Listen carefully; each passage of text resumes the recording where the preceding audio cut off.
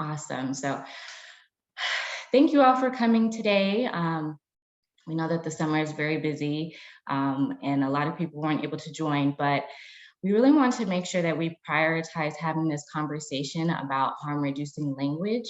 We know that in February, we had a conversation about the environmental scan, and one of the 6 sections that we reviewed was about the narrative and the language that we were using. And there was a lot of feedback on what does that entail? Can we learn more? And so this presentation today is really geared towards the first step, at least, of tackling that conversation. So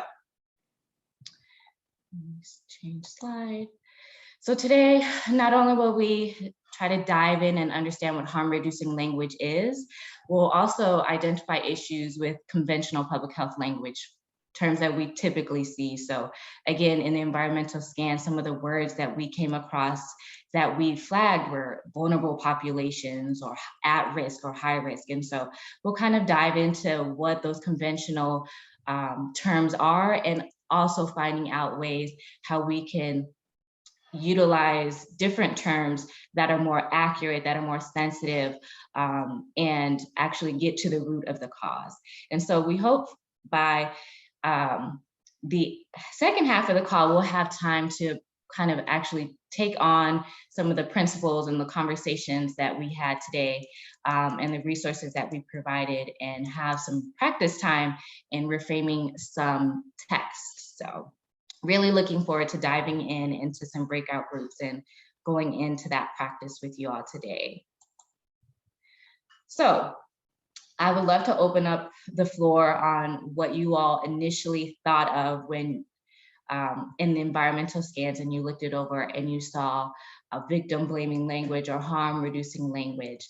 Because I think one thing that is hard for us to discuss when we're talking about harm reducing language is that there are so many different terms in relation to this. And so one of the resources that we provided in your Google folder drives or your state folders were resources, and some of the titles varied. So you didn't necessarily see harm reducing language, you saw inclusive language. So curious to see what you all's perceptions were of that, and you're free to add that into the chat. But I think we'll just dive right in and take the time to kind of describe what our perceptions are from AmChip's side of why harm reducing language is so important. And so I think at its core, there are 2 main things that we're trying to do when we're using a different approach or harm reducing language. And that is really to avoid language that stigmatizes individuals for their conditions that they experience as the result of systemic imbalances of power. And I think one of the easiest or most common examples is when we say that Black women Black women are 3 to 4 times more likely to die of childbirth than other racial groups or their white counterparts. And part of that is the language does not attribute to what's the root cause. It makes it seem like it's inherent to being Black that you're going to have this type of poor health outcome. And we know that to not be true, but the simplification in the language that we typically use is problematic. And so harm reducing language really is driven to try to avoid that type of stigmatization, but also, again, at its root is to be accountable. And so we're hoping that by using harm reducing language, we redirect the blame from persons affected to acknowledging the perpetual harms caused by systems and structures that hold that power and privilege. So is it really that because I'm a Black woman that I'm going to have these adverse health experiences, or is it that we're not listening to women in clinical care, or we're not listening to birth support people who have leadership in these roles? Are we discrediting them? And so making sure that in our narratives, when we're writing our executive summaries in our Title V grant applications, and annual reports, are we being accountable? Are we really acknowledging what the root cause is when we're writing these statistics? So as we mentioned before, this conversation is really driven by some of the feedback that we received when we presented some of the high level information about the environmental scan that we did in 2021. And one of the most common frequently used terms was high or high risk or at risk. And so we'll kind of take a dive into some internal and external guidance. One thing that I want to emphasize here is that we tried to provide as many resources that we could that was in depth and comprehensive, but there isn't a standardized tool as of yet. Neither from AmChip or any other national organization on any set rules. And so what we're providing today is really an internal guidance, if you will, on how you can kind of reframe the language. So keep this in mind. The term high and at risk isn't inherently bad, but it's when we're not being clear, we're not attributing what the root causes is truly the issue. And so before we get into some of the guidance, I wanted to show some pretty normal examples of conventional public health terms. And so I'm sure we've all seen terms like risky behaviors as a descriptor of certain populations, vulnerable populations, risk factors, social problems, and intervention. I feel like I've been talking a lot here, so I'm gonna pause and encourage anyone to either get off of mute or chat in the comments on what are some other terms that we could use instead of some of the ones that we're so used to seeing, like such as those that are on the screen.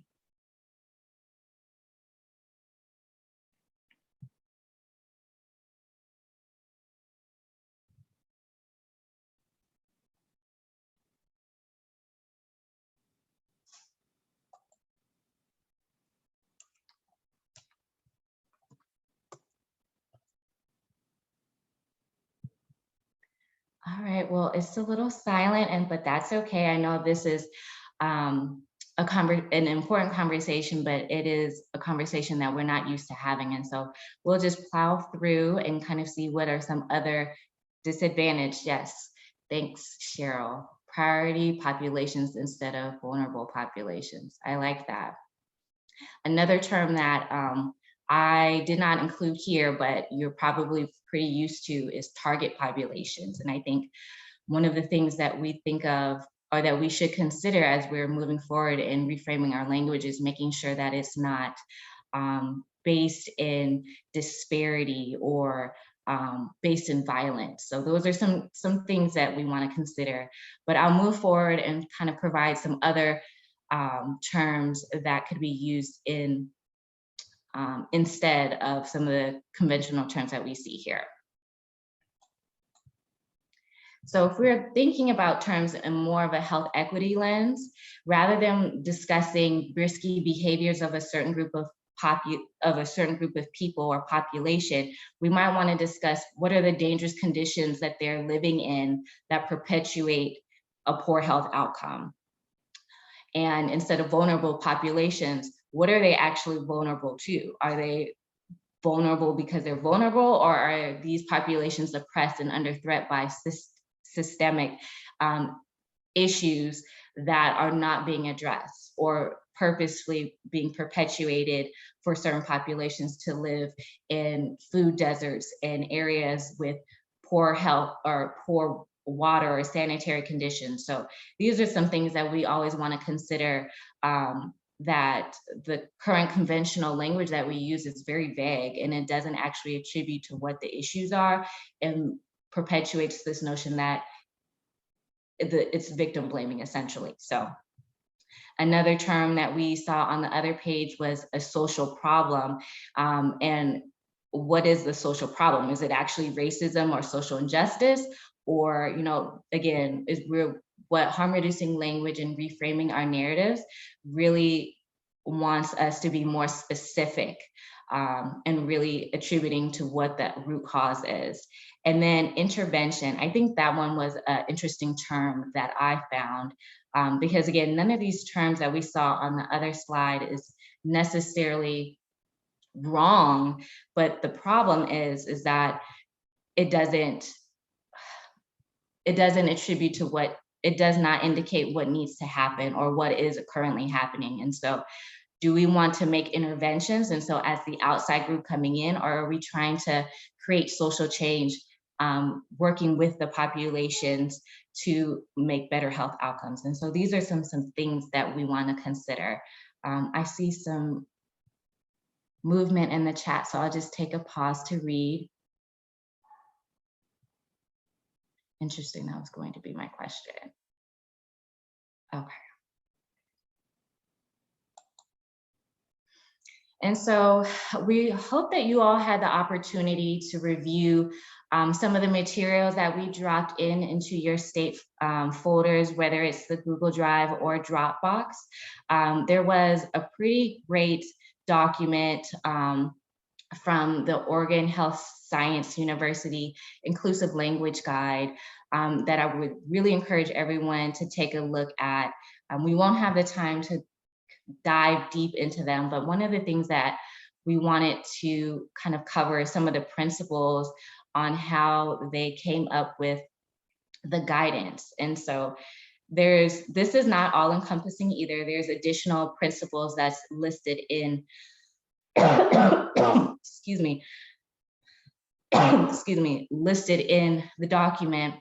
But I just wanted to highlight a few of these and note that one, identity is personal. And so often when we're writing narratives, especially when we're talking about specific stats and things like that, we are not attributing, we're forgetting sometimes that these are individual people with stories. And so while we are trying to understand everything that's going on in a certain population, making sure that we're describing individuals in a way that's respectful and honest and reflective of how they see themselves is very important as we're moving forward and trying to understand how we're reframing language. Again, being respectful and being specific, saying exactly what we mean. So again, many of the terms, conventional terms that we've seen, that we've highlighted already are not inherently bad, but they aren't reflective of what's actually happening. What are the root causes? And so these are the types of things that we want to make sure that we consider. And ultimately being thoughtful and intentional in the language. So I know this is very high level in the principle, but I believe on page 4 of the Inclusive Language Guide, they go into detail of the different principles. The entire document is amazing. And so I'd love to encourage you all again to take a deeper look into that as an external guidance. But I'm also really excited to pass the baton over to my colleague Salome, who was really instrumental in developing some internal guidance from AmChip for the Innovation Hub glossary of terms that we have. So without further ado, I will pass it on to Salome to kind of let us go through this process. Yeah, thank you so much, Chanel. And so a lot of the glossary that you've received, a lot of these terms were developed using the CDC's Health Equity Style Guide. And so when you're reading it, just to give you kind of this is a snapshot of one of the pages, but to give you some guidance on how to use the glossary. So you'll see that the way we kind of put it is that we give you the term to avoid using, along with an explanation of why you should avoid using it and some suggestions. And so here on this, in this specific example, it speaks to terms that are really helpful in describing key populations, as well as principles. And so some of the terms here are to avoid using are vulnerable groups. When we're talking about people with chronic diseases or people who are experiencing a disease or illness, we want to speak to more so separating them from their illness. And so instead of using terms like diabetics or diabetes patients, we want to say people with diabetes, right? Or people who are diabetic. And so really making sure, and one of the things that I try to ask myself, even if sometimes I don't have the glossary to reference, is really thinking about, am I capturing a community or an individual's lived experience? Am I really, and Chanel spoke to this more, but thinking about the foundation of the word that you're using, or the term that you're using, and really making sure that you are really holistically in capturing an individual or a community's lived experience, and not necessarily removing them from the entire population or the entire community, but making them a part of the conversation. And so on the next slide, you'll see that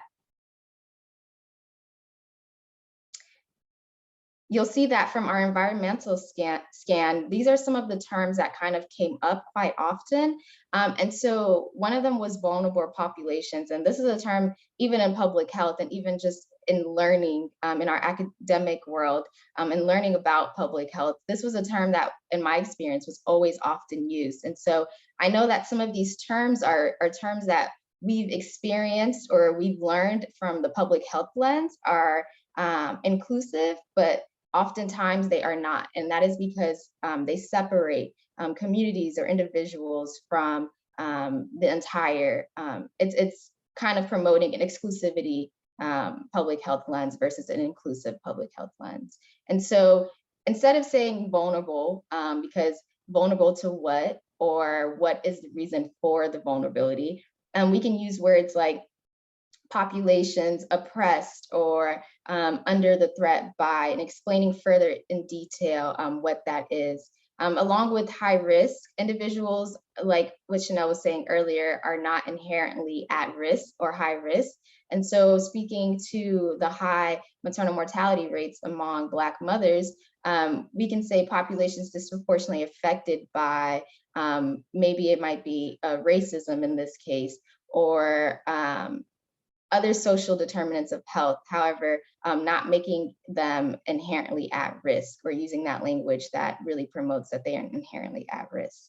Underserved, under-resourced, underdeveloped, a lot of those kind of words with the root under, we've seen that this is not language that we should be including within our scope of work, because individuals are not responsible for their limited access to care, right? And this is the main point of the conversation we're having today, is to really understand how to better frame why that is and what that means. And so maybe we say people who are medically underserved. And so really making sure that as you read the glossary, you'll see that there are many examples, but really making sure that as you're even yourself filling out reports or any other documents or anything else that you might be giving to the public or to even partners, really asking yourself, have I encompassed or holistically really encompassed the community or whatever it might be in that situation. And so with the next slide, we're going to give you an example. And so I'm going to read this Title V example, but as I read it, I really want you all to throw into the chat some terms that really stick out to you. Either they might make you feel a little cringe, or they are just not really terms that are inclusive. And so as I read it, please feel free to throw into the chat what terms stuck out to you. But it says that despite program successes continue to be impacted by extreme amounts of violence in fiscal year 19, affecting participation levels. With Title V support, plans to expand their workforce development programs to target more vulnerable young fathers in an effort to reduce both recidivism and community violence. And so I'll give a couple seconds for folks to kind of just throw into the chat really quick. We have target vulnerable. Yeah, that definitely stuck out to me. Another word that stuck out to me here is violence.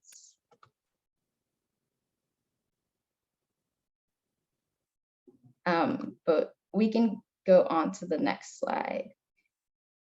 Community violence, yep. And so what language sticks out to you? So extreme amounts of violence, right?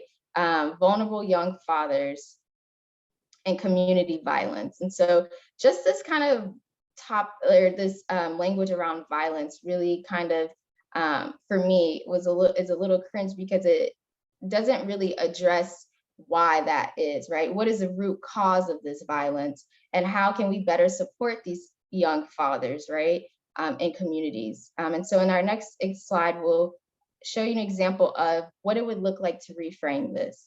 And so it reads this: despite the successes, the program faces extensive challenges recruiting and keeping membership due to resource and capacity limitations to keep participants protected and safely engaged. Participants face discrimination within the workplace and limited economic opportunities that perpetuate dangerous conditions, resulting in preventable violent acts against them.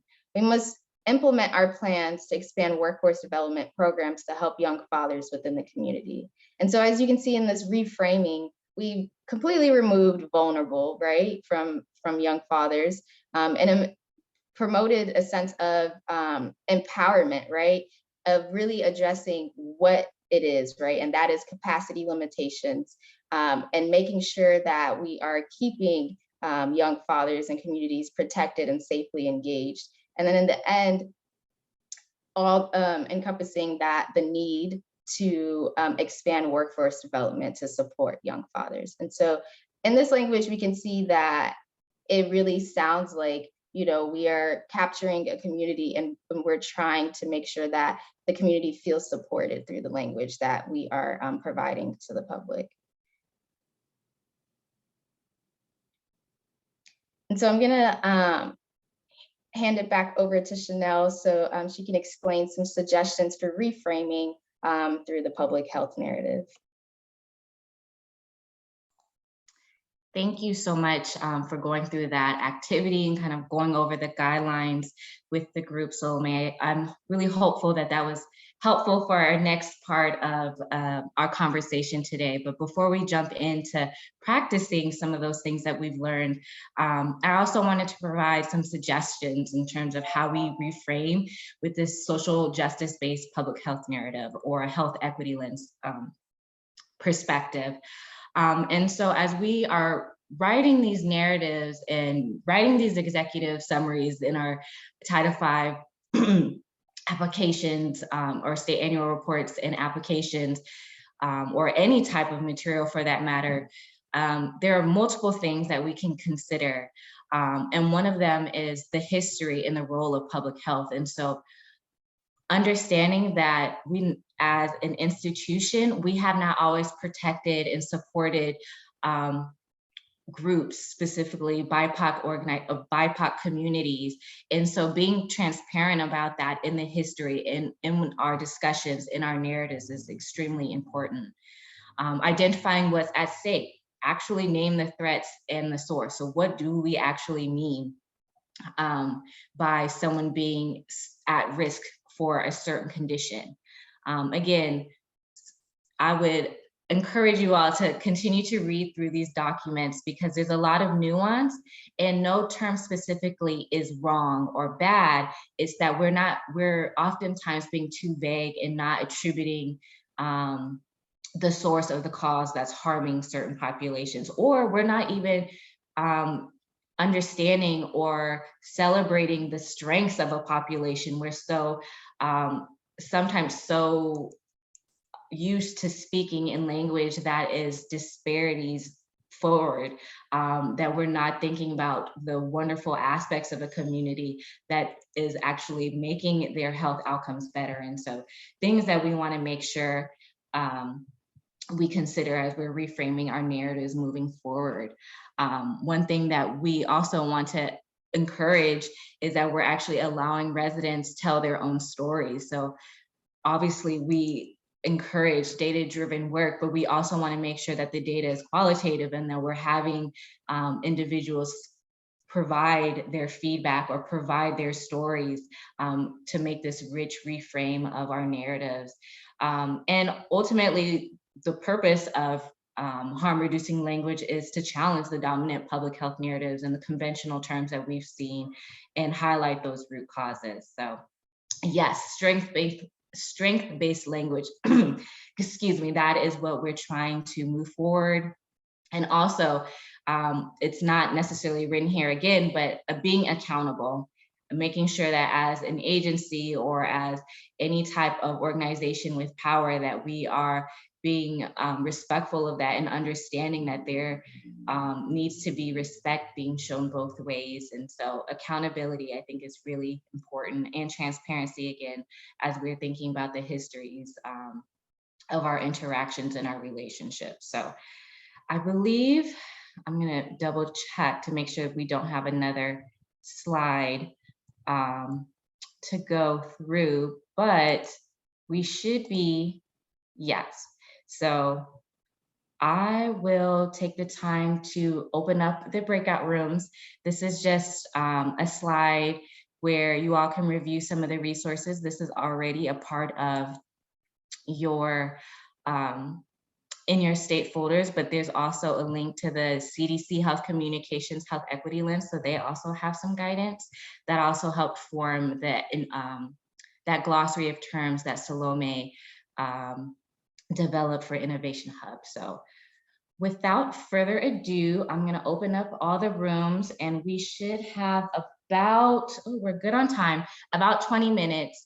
And there'll be 2 state teams in each group. So there'll be 3 breakout groups that will look at individual texts, and then we'll come back and just kind of discuss how that process went. So